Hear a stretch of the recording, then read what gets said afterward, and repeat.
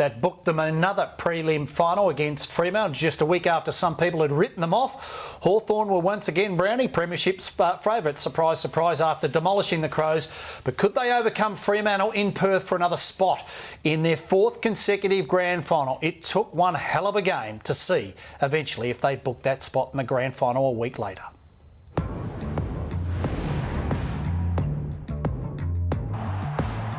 If Hawthorn had hoped to keep the Domain Stadium crowd from having an influence by getting off to a strong start, then things didn't quite go to plan, as the Dockers kicked the first 2 goals of the game and the Purple Haze was up and about like never before.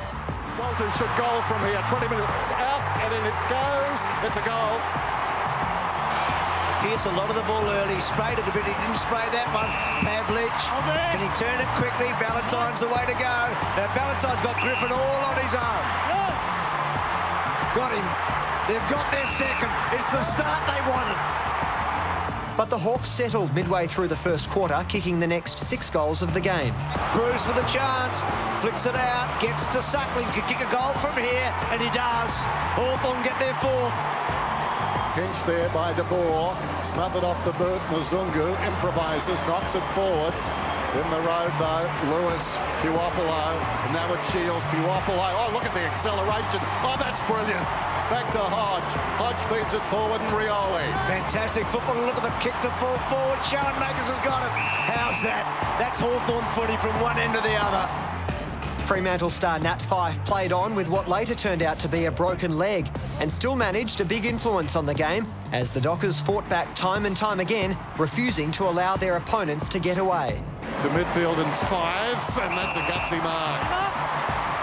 Fyfe and Hodge going for the same ball. There is Mitchell Den, and he's, well, that was a bit lucky, I think. Ballantyne's got the goal. He has.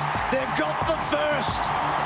The game was a perfect illustration of the pressure of finals footy, with Hawthorn's old firm of Mitchell and Hodge the main influences. To Mitchell. Mitchell's handball, brilliant. Hill should goal. He does. While Josh Gibson, Taylor Duray and Ben Stratton were resolute in defence. Duray has been fine tonight. Clever hand pass to Stratton. Fremantle threw everything at the Hawks in the last quarter and looked to be close to drawing level until finally the pressure got to them. Sheridan. Oh, Sheridan! Rioli. It looks good off the boot. The bounce. It's a goal.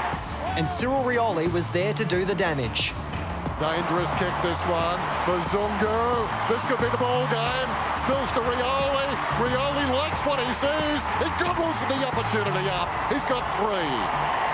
When the final siren sounded, the margin was 27 points, and Hawthorn had become the first Melbourne-based club to win an interstate preliminary final. Yeah, and it was a big game of football to win. So Hawthorn in 2015, Brownie, the first Victorian team to travel and win twice in one season. Did a really good job, yeah. And Fremantle, they were fresh. They'd had the week off. Hawthorn obviously to travel back to Perth for the second time in 3 weeks, and they jumped out of the guns, kicked the first couple of goals. The Purple Haze were up and about. They were screaming, but they just managed just before quarter time to get back, kick a couple of goals. Couple of really important goals just to get back on level terms. Yeah, I think you're right with the Purple Haze, mate. They were going mental and they kicked those first 2 goals. But we're pretty lucky in the end. I think they probably had a few easy set shots and probably missed a few. I think the first quarter they kicked the first 2 goals, and then Chris Mayne had a free kick directly in front, and you missed that, and we went down and scored the other end. So they kicked 3 in a row. We probably would have been under the pump a bit more, and the crowd would have got more into it as well. Did you feel going into that game, though, because Fremantle do have a tendency to get away to a good start, but they're not a team that will kick 15 or 20 goals. They're a team that will get a jump and then they're happy to protect a 10 or 12 goal win. Yeah, exactly right. They do start really well. We thought we spoke about that before the game, that they're going to start well and we have to be ready for it. We probably didn't work out as we wanted to in the start, but in the end it was down to we had a couple of crucial set shot at goals, and we actually nailed them. I think we kicked 15 goals 6 for the game, and they actually missed a couple, so we actually did pretty well there. It's amazing, just accuracy, isn't it? Hawthorn took their chances on occasions, and Fremantle didn't. And in the end of the day, a really close game. that's the difference, isn't it? Yeah, and it certainly was. Were you excited? How were you feeling? I mean, this is your first finals campaign. Remembering the first final against West Coast was your first final you've played in your entire career. What was your emotions at the end of a prelim, realising that I'm on the way to a grand final? It was pretty surreal, to be honest. I remember getting a few interviews after the game, and everyone was asking the same question: "How are you feeling? How are you feeling?" I was pretty happy at that time. I was pretty a little bit emotional, thinking going to the grand final in my first year at Hawthorn, and looking back 12 months, I could never have imagined actually being here. I was just more than happy and over the moon to actually go into a grand final. Halfway through that last quarter, Fremantle kicked the last couple of goals.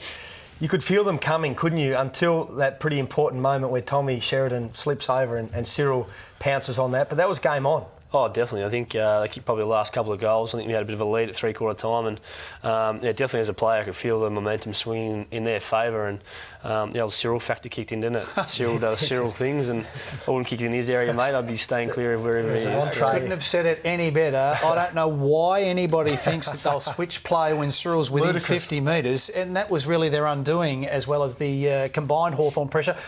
There was also pressure from a selection point of view, Brownie, because we saw Jack Gunston do an injury a few weeks earlier.